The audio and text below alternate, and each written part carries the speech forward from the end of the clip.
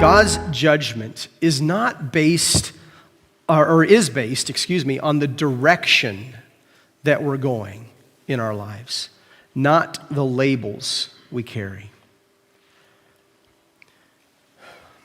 It's so easy for us to allow those moments, those poor choices that we've made, or sometimes even those things that have been done to us. Using worldly terms, sometimes we allow the hand that's been dealt us to define us rather than the God who's redeemed us to define us. Now, we can focus here on this idea of judgment, or we can focus on the invitation that is present in this passage. We know that judgment is coming, but what makes the difference? We can stop where it says, He will give eternal life to those who keep on doing good. Okay, so that means I need to keep doing good. Well, I think we could all agree with that. But it's the direction, it's the motivation. And I love the way that Janae helped to illustrate that, right? And I can't wait to talk to Mrs. Ferguson. But what is that motivation behind the decision that we're making or the thing that we're doing? And ultimately, if it's to make ourselves look better, do you think God will know that?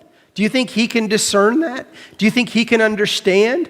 If I go through my life doing all of the religious things, all of those outward motions and actions, I go to church, I tithe, I do good things, I help my neighbor, I do all of those things. But what did Jesus say in relationship to that? When the people came to Him and said, well, Jesus, at the day of judgment, we did do these things. We did everything that you ask. And He would say, what? Depart from me, for I never knew you. So it doesn't come down to just what we do.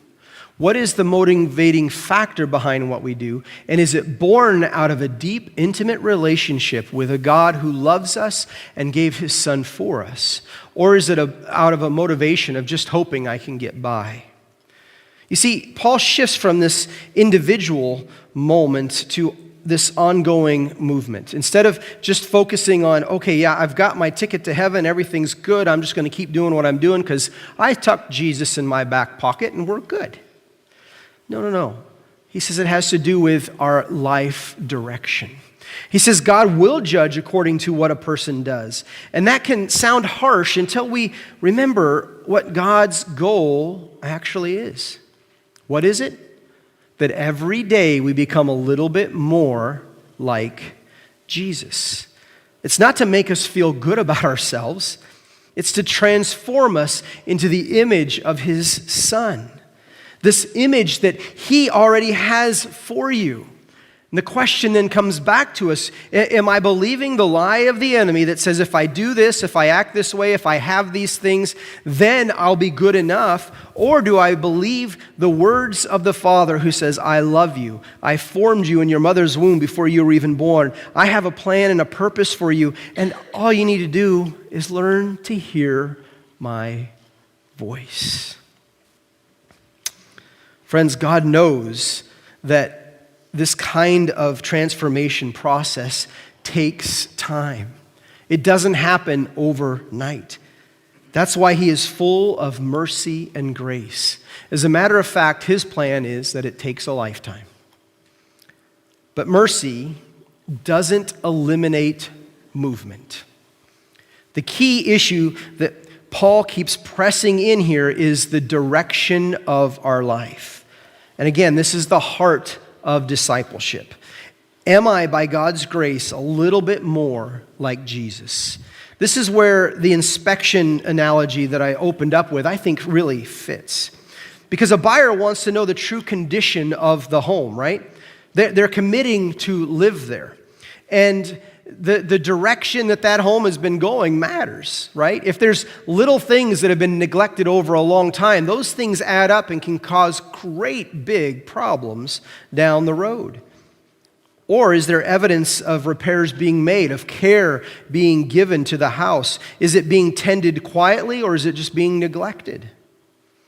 A seller, on the other hand, it's more concerned with what the label is, right? Oh, stamped approved, everything's good. Up to code, market ready. Paul's saying God is not fooled by these labels in our lives. He looks at the overall trajectory. The direction of life is moving over time reveals what we really trust. It's important to note here, too, that God's judgment, as Paul describes it, is not impulsive. It is patient. It's watching that long-term process and pattern. He is not looking for perfection. He's looking for direction.